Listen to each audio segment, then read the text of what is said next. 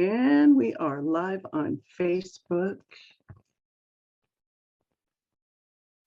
All right, we're live on Facebook. Hey, I am Jerry Cates. Oh, I'm so excited to be here. So excited. Let's see if I can pull this up on Facebook now in case somebody joins. And of course, now I'm trying to get it. Here we go. All right. So welcome. I'm Jerry Cates, and today's topic is the inner critic, recognizing and silencing your self-sabotaging thoughts. Who can relate to this? Say me in the chat. Whether you're here for the live or the replay, say me in the chat if you can relate to this. Before we dive into the topic, let's talk about what I mean by inner critic. That's that voice in your head that tells you that you're not enough, that you're a failure, or that you'll never succeed. It's a nagging feeling that we'll mess up, that we're not smart enough, or that we're not pretty enough. The inner critic can be incredibly damaging to our self-esteem, confidence, and our overall mental health. Let me tell you a little story about my inner critic and wise friend. So imagine, and I got this from a psychologist many years ago. She said, just imagine you have this, she called him a critical gatekeeper. So a critical gatekeeper on one shoulder, which is the inner critic, and on the other shoulder is your wise friend. And the critical gatekeeper is that part of you that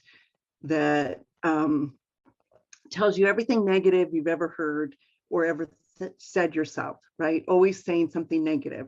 I'm not enough, you can't do that. And the wise friend is the person of reason, right? It's the voice of reason.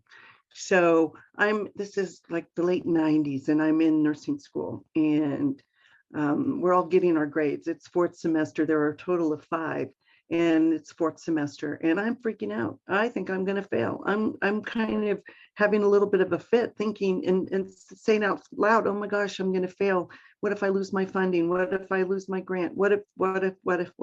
Ever been there? Yeah, I was there. So my wise friend, one of the other classmates said, Jerry, you do this every semester. Do the math. Do the math. What a concept. Do the math. Add up my grade and see what I got before I go freaking out. Do you see how ridiculous that sounds? But we do it all the time. We get caught up in those old negative thinkings that we can't even think clearly enough to hear the voice that says, do the math and figure out where you're at, right? So that's why I want to talk about this critical gatekeeper or this inner critic. I really want to shine a light on it so that you're aware of it and you can start to do something about it. So today we'll talk about how to recognize the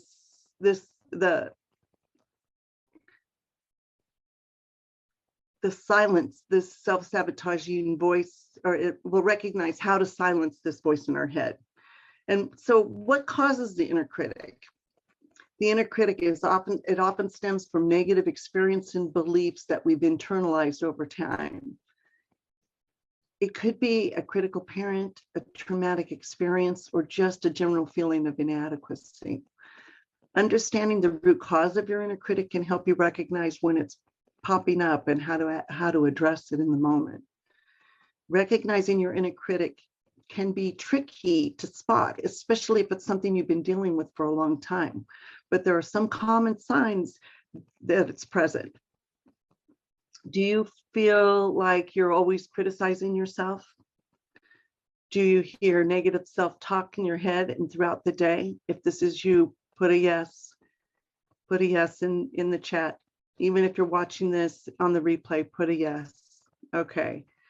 Now that you know what the inner critic is, let's explore the types of self-sabotaging thoughts. One type of self-sabotaging thought is negative self-talk. Negative self-talk can be thoughts like I'm not good enough or I can't do it. And another type of self-sabotaging thought is perfectionism. Perfectionism can lead to self-doubt and can cause us to be overly critical of ourselves.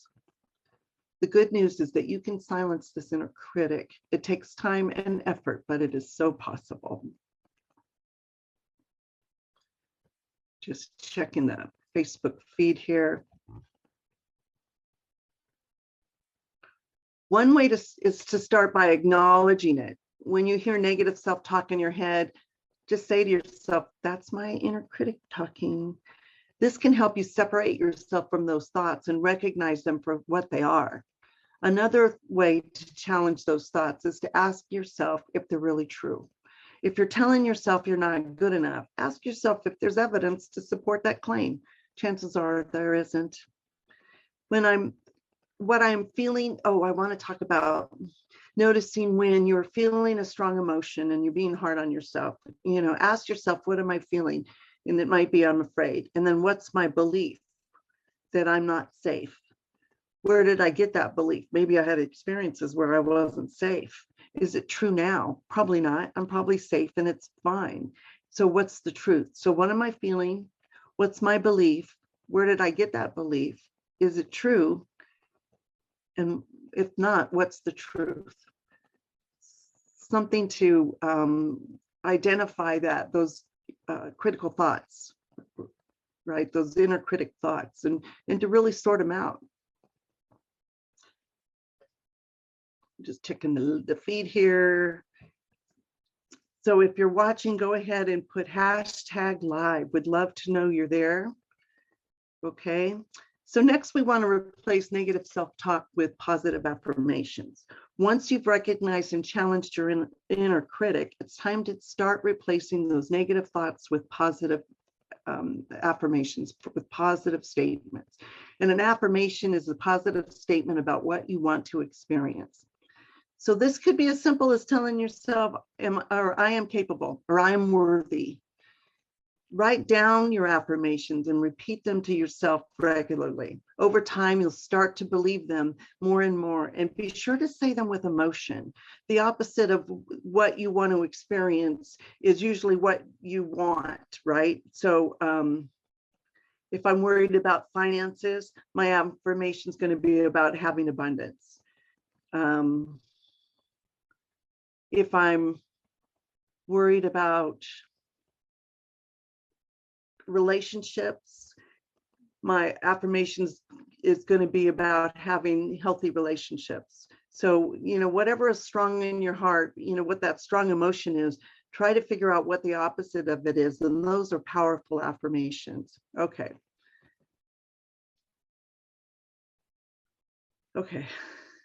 Breathing. The other thing I want to teach you is this cancel, cancel, cancel. And I learned this many years ago from one of my metaphysical teachers. And she would say, if you catch yourself saying negative or something negative, just tell yourself, cancel, cancel, cancel. And you can say it out loud, cancel, cancel, cancel, and then think a new thought, right? Think of more positive thought. So you get to choose.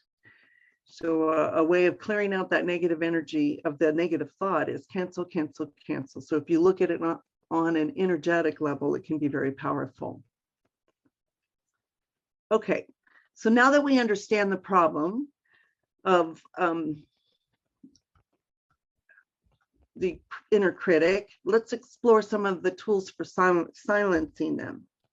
The first tool is to practice self-compassion. Self-compassion is treating ourselves with the same kindness and concern and understanding that we would a good friend. Compassion is unconditional positive regard. So self-compassion, having unconditional positive regard for yourself, it's very powerful. So practicing self-compassion can help us recognize that it's okay to make mistakes and we don't have to be perfect. To practice self-compassion, try these strategies. First, treat yourself kindly. Speak to yourself as you would a dear friend. And then recognize that failure and imperfection are only part of being human. And last, practice mindfulness to stay in the present moment. Now, let's take a sidestep here. And, what is mindfulness? Well, mindfulness is a type of meditation in which you focus on being intensely aware of what you're sensing and feeling in the moment without interpretation of judgment. Practicing mindfulness involves breathing methods, guided imagery, and other practices to relax the body and the mind and help reduce stress. Okay, so mindfulness, it's being in the present moment, being calm, not making judgments, just being. So take on the mindset of self-compassion and show up as a woman who's loved. Imagine that. Show up as a woman who's loved, just how you are. Close your eyes a moment if you can, if you're somewhere where it's safe to do so, and see what it feels like to show up as a woman who's loved. What does that look like? How do you treat yourself? What boundaries do you set with others? So it just goes on and on. So in part of self-compassion, showing up as a woman who's loved, you'll have even more compassion. The second tool is practicing self-care. Self-care is an activity that we do to take care of our physical, emotional, and mental health. Examples of self-care practices include exercising, getting enough sleep, and practicing mindfulness. There it is again. It's taking care of yourself well enough so you can take care of others through your overflow. Yeah. Lisa Nichols says, I want to feed the others from my saucer, not from my cup. She wants that cup overflowing so that you're in a better place to give and take care of others. It beats the heck out of taking care of everyone else first and leaving yourself behind, right? So what if you could take care of yourself first and then others from your overflow? Even on an airplane, when you get the instructions from the flight attendant about an emergency, they say if the oxygen drops down, that you take the oxygen first, even if your child is sitting next to you. Because if you don't take it first, you won't be around long enough to take care of the child. So something to think about, to feed others from your overflow. So self-care. Some questions to ask yourself. Am I getting enough regular exercise? How many hours of sleep do I get a night? Is it enough? Is my weight healthy for me? So self-reflection, self-care. That was the second tool. Here's the third. Get a little sip here. The third tool, it's about setting realistic goals for what you want in life. Because setting goals can help us achieve what we want in life. And it's essential that we have realistic goals. So unrealistic goals can lead to feelings of failure and can cause us to be overcritical of ourselves. To set realistic goals, try these strategies. Absolutely, number one, write your goals down. Then you got to write them down. They can't just be in your head. You absolutely have to write them down and review that list frequently so that you remember what you're on track for. Then break the big goals down into smaller goals, more achievable steps. Second, set goals that are specific and measurable. And last, track your progress towards your goals. Okay, so what does this look like? So say I want to lose 20 pounds. My big vision is to lose that 20 pounds. What do I need to do that? Pardon me. I'm going on a cruise. I have this date, say it's out 10 weeks, and realistically, I can lose 1 to 2 pounds a week. Okay, so we'll go out 10 weeks. 5 weeks is the halfway point. So now I kind of know where I need to be on each of those points. And then what am I going to do to lose this weight? I'm going to get regular exercise, and I'm going to commit to 3 to 4 times a week. I'm going to eat healthier. I'm not going to bring sweets in the house. So I've got these goals set up so that if I feel a moment where I might feel a little weak, I can step into getting really clear or back into clarity and in alignment with my goal. So setting yourself up for success. So making sure your goals you write them down, break them down. Are they measurable? Oh, and the tracking. This is really important to track your goals. And when I used to work in the weight loss clinic, I used to tell the women that every day that you get some exercise, put a star on the calendar, right? And what you'll notice is that you're starting to get exercise more and more. You're really excited about that moment when you put the star on the calendar and you're like, yeah, good for me, good for me. Because that excitement, that gives you momentum, and keeping track of it helps you stay on track. And if you fall off, then you just get back on. And then you gently nudge yourself back on and start fresh all over again, and be in the moment, be fully present. Okay. All right. Write your goals down. Do your goals. Okay. So that one was setting realistic goals. And if you want to learn more about this, I have lots of tools on goal setting. Love to talk to you about it. Okay. I see Charmaine is here. I'm getting some comments. Oh, let's see if I can. Oh, now I made it. I'm learning to do this. Yes. Hi, Heather. Good to see you. Okay, the 4 tools, celebrating our successes. So I was reading Mel Robbins's book, The High Five Habit, and she talked about, it was a study they did of collegiate sports teams. I don't remember whether it was basketball or whatever it was, but the teams that had the accolades, the high fives, that they supported each other like that, they were the ones that went to the finals. The ones that didn't have that kind of support and accolades, they didn't go to the finals. So just think about when you high five somebody, how good that feels. You know, I mean, and in that habit, she does it in the mirror. You know, you just high five yourself in the mirror. And just in that little moment of high fiving yourself, you feel good inside. Make sure you're celebrating your successes, right? Even the little ones. I went and worked out. Yeah, high five. I did that, right? I ate healthy today. At the end of the day, yes, I did that. Make sure that you're celebrating and acknowledging yourself for them, you know. And okay, so I think I got that. It really helps you with momentum, and it helps you achieve your goals. Now, I've explored the tools. Let's discuss how to identify your inner critic a little more and how to use the tools.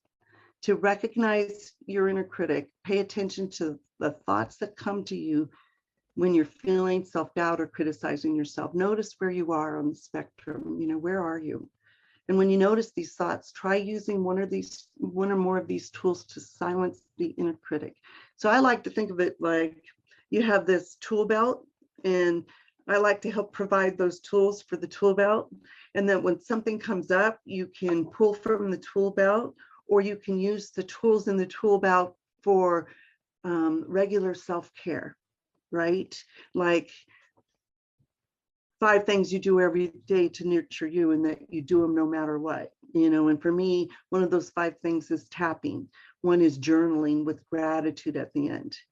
You know, picking 5 things to do every day can help you raise your self-worth, right? That, you know, if you had a lot of negative stuff that you were told when you were growing up, chances are you've got to work on your worthiness on a daily basis.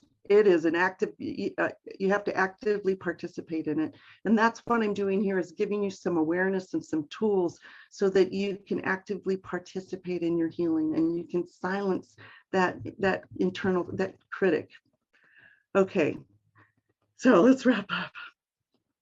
Today we covered a lot. We discussed the impact of the inner critic on our mental health and well-being, and explored common types of self-sabotaging thoughts. And we then explored 4 tools for silencing the inner critic. Okay, practicing self-compassion, practicing self-care, setting realistic goals, celebrating our successes. And last, we discussed how to identify the inner critic and use the tools. Let me just kind of check in here. Hi, Tamara's here. Thanks for coming, you guys. It's my first in a long time. I have so much to share with you. I have so much information to share with you. So do keep tuned in. I'll be back next Thursday. Don't forget about the meditation Monday at 8:30 on Monday. Let's see what else. Oh, if you want to go dive deeper into this, if you have questions, reach out to me, or better yet, go ahead and type below, silence the critic, and I'll reach out to you. Okay, I think I'm done. I hope you got a lot out of that. It was powerful putting it together. And yeah, this is about silencing that inner critic. Now, hopefully you'll be more aware of, and recognizing that inner critic, and then silencing those self-sabotaging thoughts. And go do the practices that raise up your vibration so that that inner critic gets silenced, right? I'm Jerry Cates, the Courage and Grace Coach. Thanks for watching. See you later.